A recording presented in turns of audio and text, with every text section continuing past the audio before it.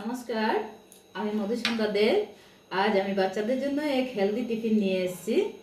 তো আজকে এটার জন্য চাই আমার একটু আটা, দুটো ডিম, আর এতে কিছু সবজি নিয়েছি। বাচ্চারা সবজি খেতে চায় না, তো এই টিফিনের মাধ্যমে আমরা বাচ্চাদেরকে একটু সবজি খাওয়াতে পারবো। তো এর জন্য একটু ফুলকপি নিয়েছি, একটু আলু নিয়েছি, একটু বিনস নিয়েছি, আর একটু গ্রেট করে গাজর নিয়েছি।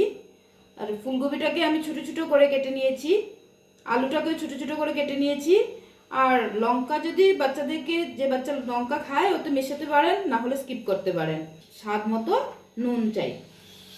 এবারে আমি এটাকে বানাবো। একটা বাটি নিলাম, এই বাটিতে দুটো ডিমকে ফাটিয়ে দিই।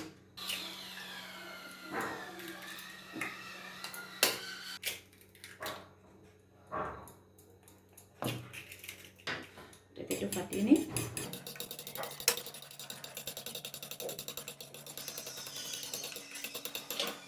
ফাটানোর পর ওতে বড় চামচে 2 চামচ আটা দেব, দিয়ে এটাকে ভালোভাবে ফেটাবো।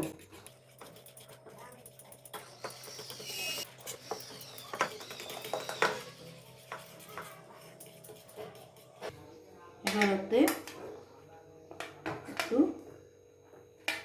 ফুলকপি দেবো। গাজরটা গ্রেট করে দিলে দেখতে সুন্দর লাগে। বাচ্চারা আলু খেতে পছন্দ করে, এই জন্য আমি একটু আলু দিয়েছি। আপনারা ইচ্ছে করলে আরও অন্য সবজিও মেলাতে পারেন।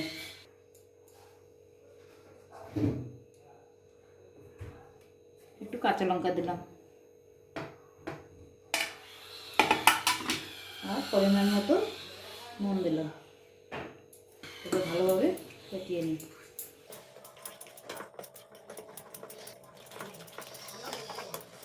ভালোভাবে মিক্স করে নিলাম। এবারে আমি কড়াই বসালাম,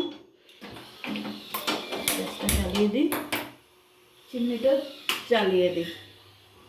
কড়াইটা গরম হয়ে গেলে ওতে একটু 1 চামচ মতো তেল দিলাম, চারদিকে মিলিয়ে দিই।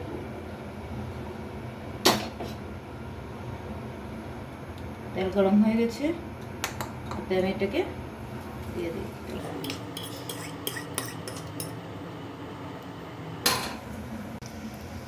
মিডিয়াম আঁচ করে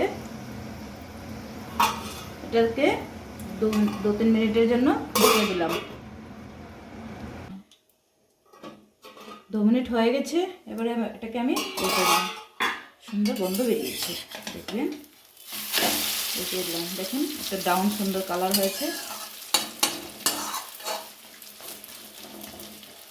এরপরে একটু আবার ঢেকে দিলাম 1 মিনিটের মতো। হয়ে গেছে। এবারে উঠিয়ে দিয়ে থেকে দেখুন কি সুন্দর হয়ে গেছে। এবার আমার সুস্বাদু ডিম আটার অমলেট। এবার এটা প্লেটের মধ্যে সার্ভ করে দিলাম। এটাকে আমি সস দিয়ে পরিবেশন করে নেব।